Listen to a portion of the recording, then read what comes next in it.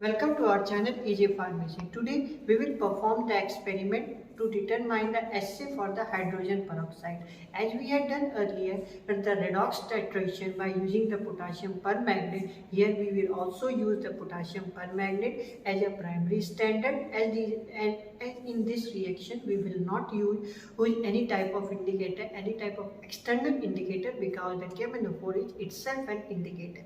So to estimate the hydrogen peroxide, we will titrate it with the potassium permanganate, and by using the conc HCl part, you can see here, this is our conc HCl part, and the hydrogen peroxide, see here, and the potassium permanganate. So let's move towards the experiment part.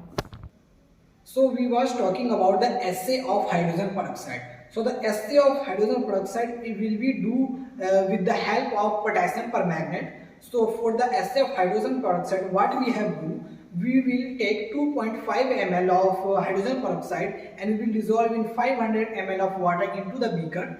And from that 500 ml of water in which we are adding our hydrogen peroxide, that is 2.5 ml. Then we will take 25 ml of from the content into the conical flask. After that we will add 10% solution of H2SO4 in this content, and after this we will heat the content in water bath for 15 minutes. After that we will do the titration. So let's heat the content for 15 minutes in the water bath. So as we have heated our content in water bath for 15 minutes, now we will do the titration.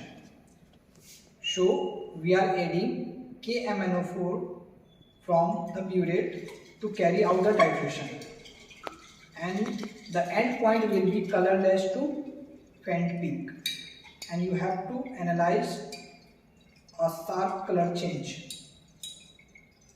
And when you are doing the titration, you have to constantly shaking the flask. So we are adding the content from the burette to the conical flask in the estimation of hydrogen peroxide. So we are ready, and we are doing when we are doing the titration, you have to know the content of the flask should be heated for better result. So we are doing the titration, and you have to analyze a sharp color change at the end point. As you can see, the color should be persist for 15 seconds. Then it will show the end point.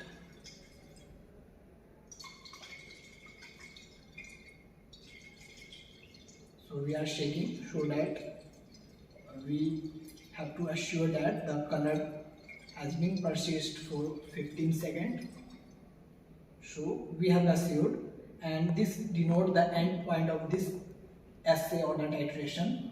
Now we will take out the reading. It is 13 ml. So now let's move on to the calculation part. So now we will do the calculation part. So as first we will consider the chemical reaction what happening in the assay. So the chemical reaction first we will talk about. So it will be the chemical reaction. What chemical reaction are involved in this assay? So the chemical reaction here. So what really happens here is that two molecules of KMnO4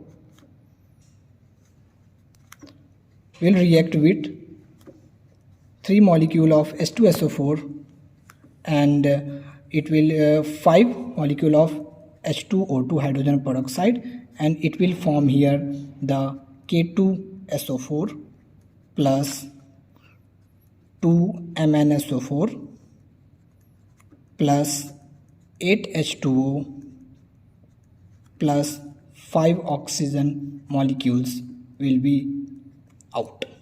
So now we will do what sample we have taken. So we have seen already said about this, that we have taken 2 2.5 ml of hydrogen peroxide, we are denoting by HP, and we will dissolve this, and we have dissolved in 500 ml of distilled water. 5 ml of distilled water, and after that we have taken 25 ml. So the calculation will be like that: in 500 ml water, we are denoting with here, so it will be 2.5 in 500 ml of water. There is a 2.5 ml of hydrogen peroxide, that is we are denoting by HP. So in 1 ml of water, it will be 2.5 divided by 500. So we have taken 25 ml, so it will be in 25 ml of water, it will be 2.5 divided by 500 into 25. So it will be 0.125. 0.125 ml. Okay, now we will calculate what percentage or what we have to taken in the molecular equivalent weight of H2O2. So the molecular equivalent weight of H2O2 is 17. So as we know, molecular equivalent weight of H2O2 is 17. Okay, so because we have to take in the standard form, so for 1 liter, so it will be 1000 ml. For 1000 ml molecular equivalent weight equal to 17 gram. So for 1 ml we have to take in 1 ml for the calculation of the strength of H2O2. So it will be for 1 ml, so 17 divided by 1000, it will be 0.017 gram.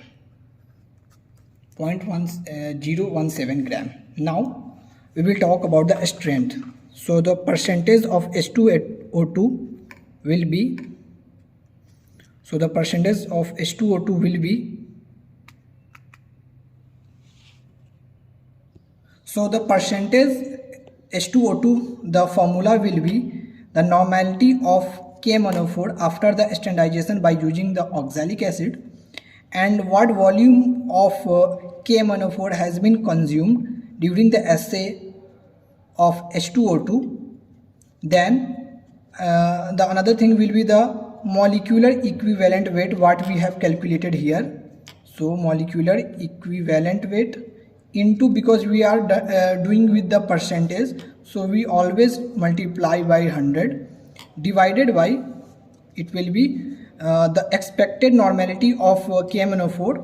We are theoretically normality, we are saying this, and the weight of the sample. So the sample what we have taken, so we are saying sample taken. Okay, so now we will put the values. So the normality after the standardization of KMnO4 was found to be 0.085. The volume of KMnO4 consumed in the assay was 13 ml. The molecular equivalent weight of H2O2 is 0.017 into 100 divided by the expected normality of KMnO4 was 0.1 into the sample taken was, we have calculated already, that is 0.125 ml. So 0.125 ml. So after the solving these values, we will get 2.34%. So the percentage strength of H2O2 is 2.34%. Now we will talk about the volume strength. So ionically the reaction can be, so we are saying that ionically the chemical reaction can be denoted as, here we have, it is 2 molecules of MnO4 minus will react with 6H plus 5 molecules of H2O2, and it will form 2Mn2 plus H2O, and 5 molecules of O2 will be out. Okay, so now what will be the volume strength, because we are saying that's the volume strength. So we will talk about volume strength.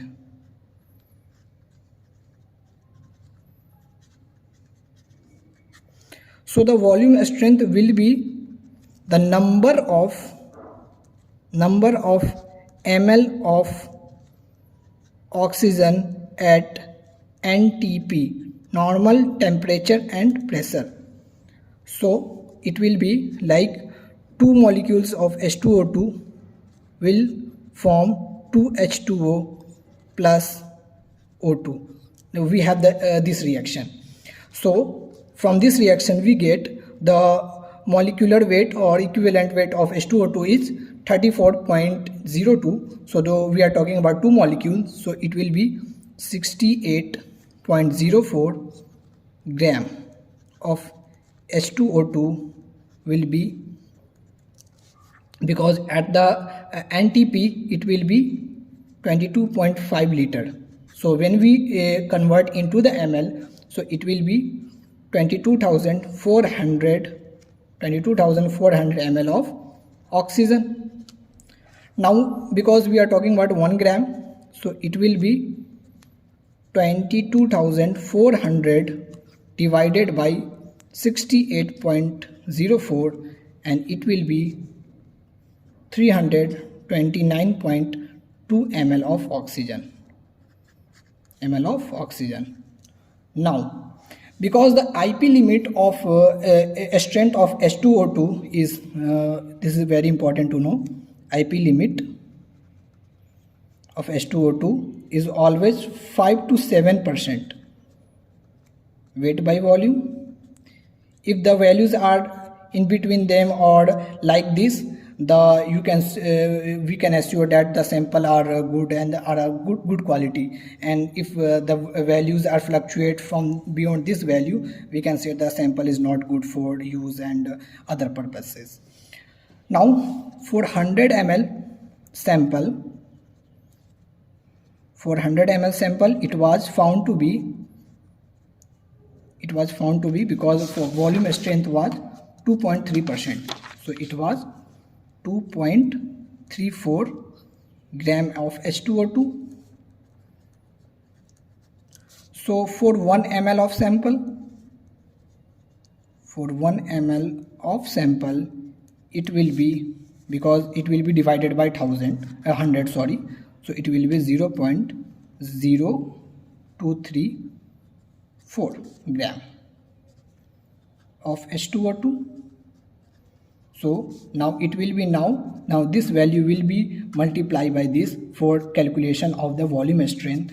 So it will be, because we are talking about the escaping of O2, so it will be 0.0234 into 329.2. So it will be, the final value will be 7.70. So the volume strength of H2O2 we have found it was 7.70, and the volume percentage strength of H2O2, this is very important, it was found to be 2.3%. So this is all about the assay of hydrogen peroxide by the permagnetary method. So hope you like this video, share with your friends and relatives, and subscribe to our channel. Thank you so much guys for watching this.